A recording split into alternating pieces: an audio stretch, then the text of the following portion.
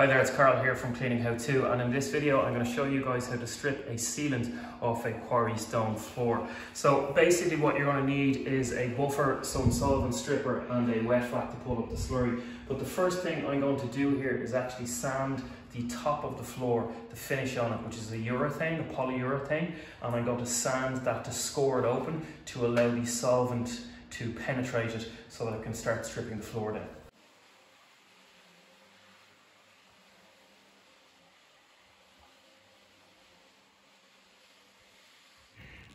Okay, now that we've scored the tile with an 80 grit sandpaper on the buffer, I'm going to put a solvent impregnator on it to ease into the sealant and start stripping it off the floor.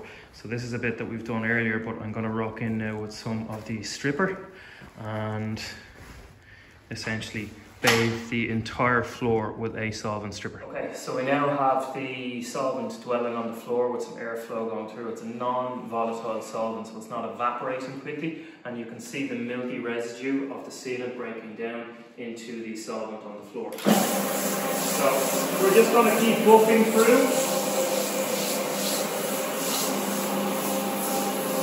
and allowing the solvent to dwell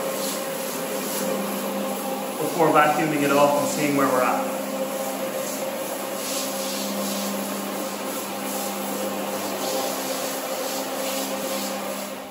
Okay, so we've now stripped the floor completely and have dried it off with our air movers. We're actually moving on to testing the sealant, which has gone really well. So this is again, solvent impregnator sealant, which is going to waterproof and enhance the tile, and you can see the bit in the section where we stripped off all the sealant that was on it.